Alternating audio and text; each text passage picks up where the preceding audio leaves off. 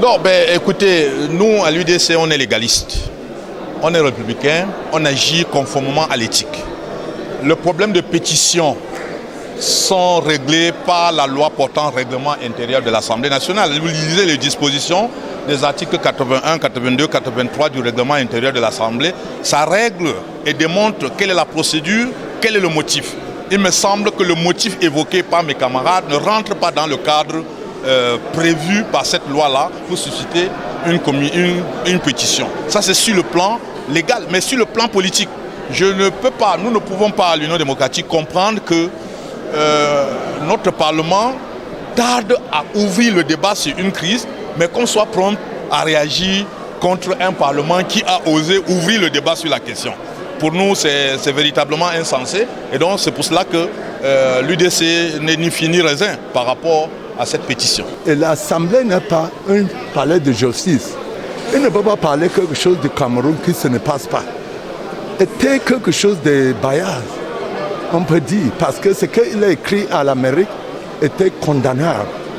Et c'est à cause de ça que nous, les députés, viennent ensemble pour dire non, ne parlez pas ce que ça ne passe pas. Si vous cherchez l'intérêt, parce que quand tu regardes les problèmes de en bas, on ne comprend même pas pourquoi l'Américain ne peut pas laisser les enfants s'ils viennent prendre la justice ici au Cameroun. Pourquoi ils gardent les gens? Pourquoi ils continuent à garder les gens qui finançaient l'affaire de en bas? Pourquoi? Et c'est le premier pays de continuer à écrire les mentions. Il n'y a pas d'eau, il n'y a pas d'électricité. On ne peut pas rester comme ça. On doit venir écrire. Et pour clarifier les choses, on n'est pas venu pour condamner, on vient pour dire non. Ce que tu parles, ce n'est pas vrai. C'est normal qu'on vienne ensemble écrire et clarifier certaines choses. Je ne suis pas signataire de cette lettre et je ne serai jamais signataire d'une telle lettre. Pour l'instant, j'ignore les motifs pour lesquels certains députés, je dis bien certains députés, ont signé une telle correspondance. Mais dans tout état de cause, je ne pourrai jamais signer une lettre qui va dans ce sens-là. J'ai lu le contenu et je pense que nous allons en débattre. C'est le moment, c'est le lieu. Il n'y a pas de polémique à se faire. Chaque député a certainement ses opinions qu'il motive parce qu'on est d'abord député de la nation. Et lorsqu'il y a des députés de la nation, on a ses motivations personnelles.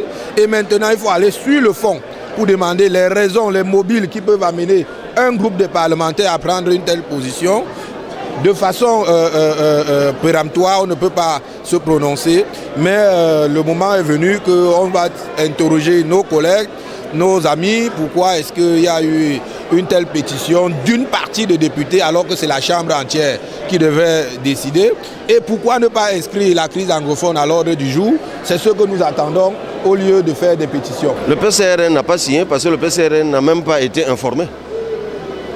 Donc nous avons appris qu'il y a une lettre et nous n'en faisons aucun commentaire au PCRN. Le moment qu'on a fait la lettre était urgent.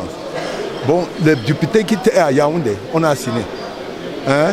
Mais les autres qui étaient loin, tu sais que les situations là a passé pendant les vacances.